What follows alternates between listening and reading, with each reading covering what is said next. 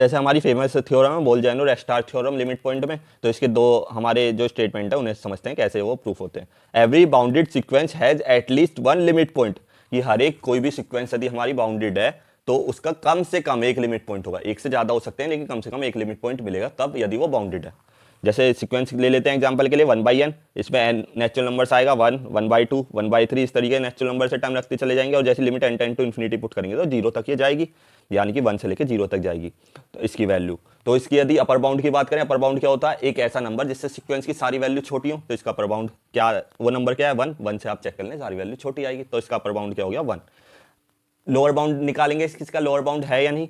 Lower bound क्या होता है, एक ऐसा नंबर जिससे सीक्वेंस की सारी वैल्यू बड़ी हो, वो क्या है 0, तो यानी कि 0 इसका लोअर बाउंड हो गया।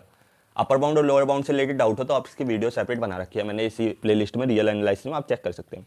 तो हमारा क्योंकि इसका अपर बाउंड भी और लोअर बाउंड भी और अपर बाउंड भी दोनों ही एग्जिस्ट कर रहे हैं, इसका मतलब ये क्या हो गई, बाउंडेड सीक्वेंस हो गई। और बोल-जेनो रेस्टार्ट थ्योरम क्या बोलती है कि कोई सीक्वेंस बाउंडेड है तो उसका कम से कम एक लिमिट पॉइंट होगा।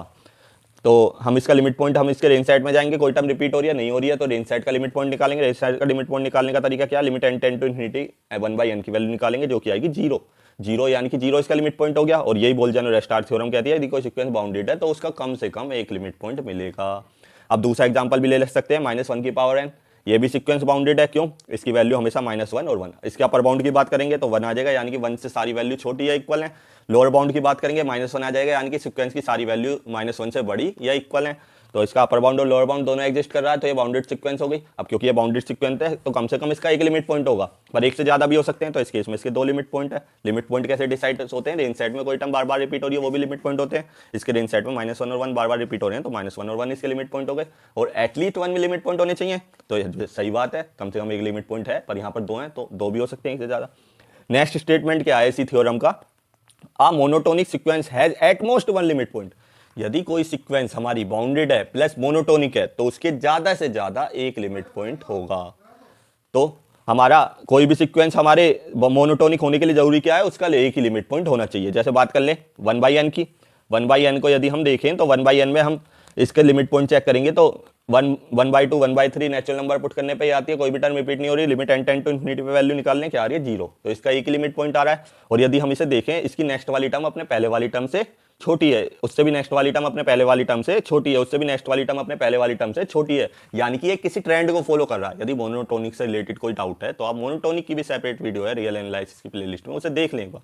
तो ये हमारी यानी कि किसी एक ट्रेंड को फॉलो कर रहा है, या तो डिक्रीज होती जा रही है या इंक्रीज होती जा रही है, इस केस में डिक्रीज हो रही है, यानी कि मोनोटोनिक डिक्रीजिंग सीक्वेंस है। और कोई भी सीक्वेंस यदि मोनोटोनिक है तो उसका चाहे ज्यादा कितने लिमिट पॉइंट होंगे, एक लिमिट पॉइंट होगा, और यहाँ पे इसका एक लिमिट पॉइंट है, तो ये भी स्टेटमेंट सही हो जाता है। अब इसका काउंटर एग्जांपल भी ले सकते हैं, -1 की पावर n, कि यानी कि कोई भी सीक्वेंस यदि मोनोटोनिक है तो एक लिमिट पॉइंट होगा, अदरवाइज वो मोनोटोनिक नहीं होगी। यहाँ पे देखें -1 1 -1 1, ये किसी भी ट्रेंड को फॉलो नहीं करता, क्यों, -1 से बड़ी वैल्यू 1 आई तो नेक्स्ट वैल्यू इससे बड़ी या इक्वल आनी चाहिए, पर इससे छोटी आ गई, तो ये किसी भी ट्रेंड को ना सीक्वेंस घट रही है ना बढ़ रही है, वजह से मोनोटोनिक नहीं, ऑक्सिलेटरी सीक्वेंस होती है।